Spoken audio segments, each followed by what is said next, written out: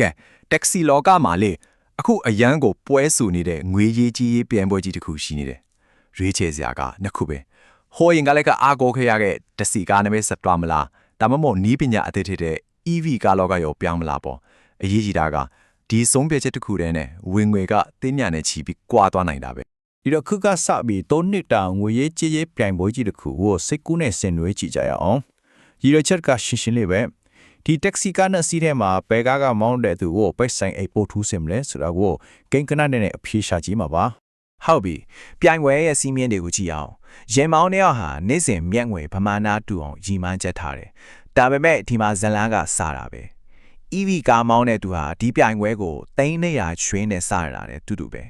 အဲ့ဒီတော့ तू ကဒီချင်းတွေကိုကြော်လွှားနိုင်မှာမလားစိတ်ဝင်စားစရာပဲကဲပြိုင်ပွဲကိုအရေးကြီးဆုံးအပိုင်းဖြစ်တဲ့နေ့စဉ်ကုန်ကြစိတ်နဲ့ဆက်လိုက်ကြအောင်တစီကားတွေကတော့ရှင်းတယ်ကုန်ကြစေဆိုတာစီဖို့ပဲပေါ့ EV ကားမှာကြတော့အဲ့ဒီလိုတဲ့တယ်ကြီးမဟုတ်ဘူးကုန်ကြစေကဘယ်နေရာမှာအားသွင်းတယ်လဲဆိုတဲ့အပေါ်မှာလုံးဝကိုမူတည်နေလားဒီမှာကြည့်လိုက်ကနေကိုခြားနာချက်ကရှင်းရှင်းလင်းလင်းကြီးဖြစ်သွားပြီတက်စီကားကအတရက်ကိုစီဖိုးချိပဲကြက်4000လောက်ကုန်ကြအနေချိန်မှာအိမ်မှာအားသွင်းတဲ့ EV ကားကတော့9000ပဲကြာတယ်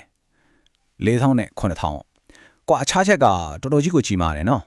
ဒါလား EV ကားရဲ့ရှိုးဝက်လက်နက်လို့ပြောရမှာပဲ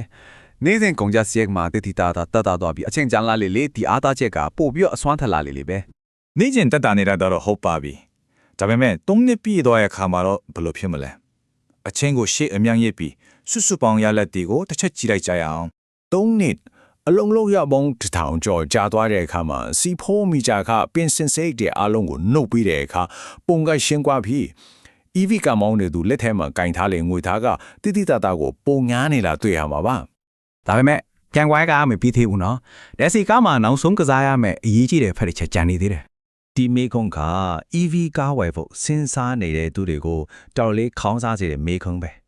တပတ်ကြီးပြန်ရောက်တဲ့အခါစိတ်ကြသွားတာကကစတာကြီးငွေတွေအကိုတုံးကိုဖြန်ပြီးမျိုးသွားနိုင်သလားပေါ့ကဲအဖြေရှာကြည့်ကြတာပေါ့ကဲနောက်ဆုံးအဖြစ်ထွက်ရမယ့်အချိန်ရောက်ပြီရမောင်းတယောက်ချင်းစီမှာရှိတဲ့ငွေသားကိုယူမယ်ပြီးတော့သူတို့ရဲ့ကားကို3နှစ်ကြာမှပြန်ရောင်းရင်ရနိုင်မယ့်ခံမှန်းတန်ဖိုးနဲ့ပေါင်းလိုက်မယ်ပန်းနိုင်ကတော့လက်တကန်လိုမှာပဲရှိတော့တယ်ကဲငနန်းတီတော့သာခလာပြီဒီတော့ဒီ3နှစ်ကြာပြိုင်ပွဲရဲ့နောက်ဆုံးရလက်ကိုအသေးစိတ်ခွဲချမ်းစိတ်ဖြားပြီးဘသူကအမှန်တကယ်အနိုင်ရသွားသလဲဆိုတာကြီးလိုက်ကြရအောင်ဒါပဲရှင်းရှင်းလေးပဲဝယ်စေးပုံများတာနဲ့တပတ်တစ်မြန်ရောင်းရေးပုံနေတာတွေကိုထက်တွက်ပြီးရင်တော့မှ EV ကငွေရေးကြီးရတိမ့်တာဆိုတဲ့လက်ကြော်နဲ့အပြတ်သက်ကိုတာနေတာပါဒါမဲ့ဒီနေရာမှာတတိထားရမယ့်အချက်တစ်ခုတော့ရှိတယ် EV ကနိုင်သွားတာကချွန်းချက်မရှိအနိုင်ရသွားတာတော့မဟုတ်ဘူးဘလို့လူတွေလဲဆိုတော့နေ့တိုင်းပုံမှန်ဝင်ဝင်ရအောင်စူးစမ်းပြီးအလုပ်လုပ်မယ်ပြီးတော့အိမ်မှာအားသွင်းနိုင်တဲ့အဓိကအားသာချက်ကိုလည်းပိုင်းဆိုင်ထားတယ်အဲ့ဒီလိုရန်မောင်းမျိုးအတွက် on way ဖြစ်တာပါဆိုတော့ဒီကိန်းကနန်းတွေကငွေရေးကြေးရေးအရာရှင်းလင်းတဲ့ပုံတစ်ပုံကိုချပြလိုက်တာပဲဒါမဲ့ဓာတ်စီနဲ့လက်စစ်ကြားကရွေးချယ်မှုဟာတင်ချပုစာတစ်ခုတည်းမဟုတ်ဘူးလေ